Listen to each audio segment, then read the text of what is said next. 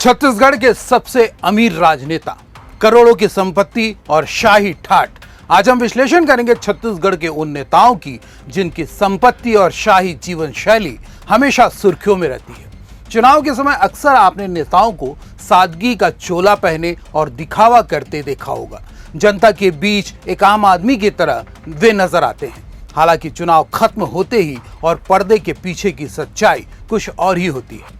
हाल ही में एडीआर यानी association for democratic reforms ने एक विस्तृत रिपोर्ट जारी की है। इस रिपोर्ट में प्रदेश के सबसे अमीर नेताओं की संपत्ति का पूरा कच्चा चिट्ठा खोलकर रख दिया गया है।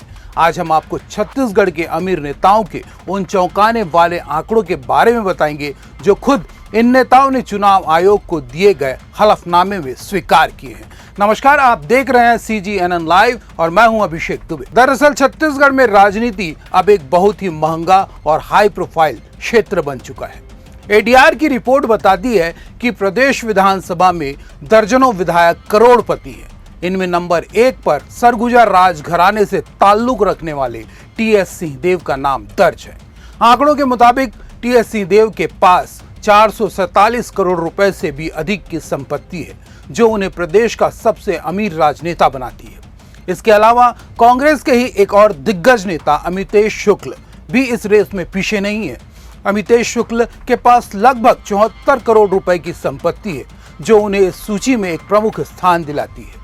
पूर्व मुख्यमंत्री भूपेश बघेल के पास भी 33 करोड़ रुपए से अधिक की घोषित संपत्ति है। हालांकि यह अमीरी केवल एक राजनीतिक दल तक सीमित नहीं है। भारतीय जनता पार्टी के नेता भी संपत्ति के मामले में किसी से पीछे नहीं है। भाजपा की विधायक भावना बोहरा के पास लगभग 33 करोड़ रुपए की संपत्ति है। वहीं बिलासपुर से आने वाले कद्दावर नेता अमर अग्रवाल भी 27 करोड़ रुपए की अकूत संपत्ति के मालिक हैं। दरअसल यह वो आंकड़े हैं जो कागजों पर दर्ज है, जबकि इनकी असल जीवन शैली इससे भी कहीं ज्यादा बड़ी और शाही है। इसके अलावा यह भी जानना बेहद दिलचस्प है कि चुनाव दर चुनाव इन नेताओं की संपत्ति में किस तरह तेजी से उछाल आता है।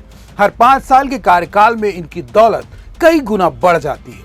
परिणाम स्वरूप इनकी जीवन शैली किसी शाही घराने की जैसी नजर आती है। इनके पास करोड़ों रुपए की महंगी गाड़ियां, देश के अलग अलग हिस्सों में बड़े फार्म हाउस और शानदार बंगले मौजूद हैं।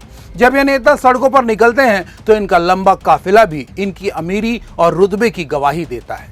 जनता भी इन नेताओं की इस चकाचौंध को देखकर हैरान रह जाती है।